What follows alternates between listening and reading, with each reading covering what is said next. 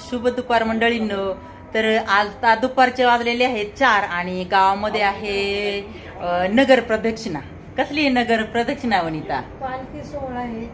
तर सप्त्याची सांगत आहे उद्या आणि आज नगर प्रदक्षिणा आहे. ज्ञानेश्वरी गाथेची ज्ञानेश्वरीची मिरवणूक. तर आम्ही सगळेजण चाललोय आवरून सावरून. आता इथं कलश तयार केलाय.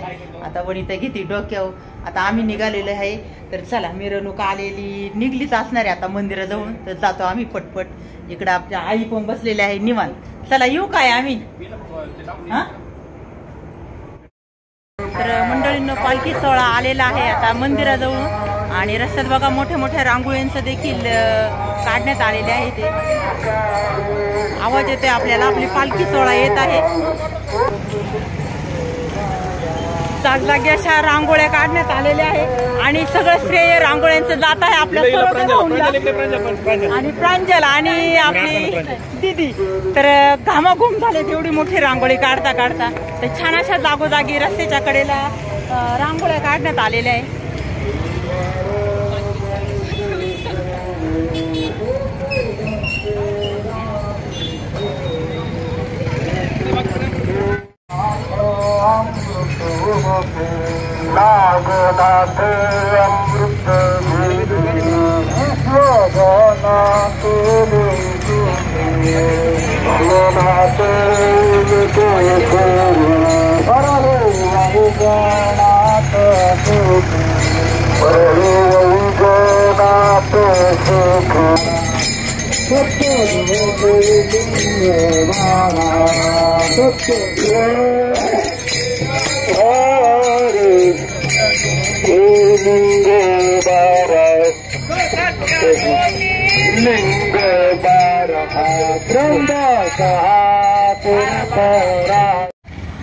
संपूर्ण रस्त्याने रांगोळी काढलेले आहे अगदी मंदिराच्या प्रवेशद्वारापर्यंत.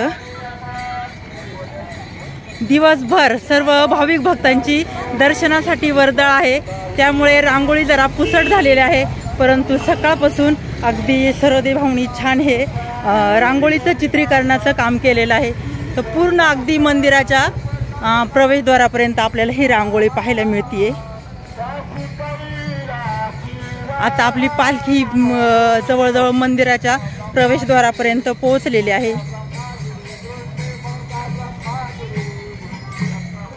तर छान असं बघा रस्त्याने सगळं मोठं असं रांगोळीचं छान असं काम केलेलं आहे. तर वेगवेगळे आपल्या सर्व देवभाऊच्या अंगामध्ये कला आहे आणि छान त्या कलेचं प्रत्येकाला एक एक आवड असते, छंद असतो आणि त्या आवड छंद कुठेतरी जोपासली जावी असं इथे आपल्याला या चित्रीकरणातून दिसून येते. तर बघा पूर्ण प्रवेशद्वारापर्यंत सगळ्या गावोगावच्या प्रत्येक गल्ली बोळामध्ये मोठे मोठे रांगोळ्यांचं चित्रीकरण आपल्याला दिसत होतं. हे बघा पूर्ण आता सभा मंडपापर्यंत आपली रांगोळी झालं बाई. दर्शन झालं का? छान इकडे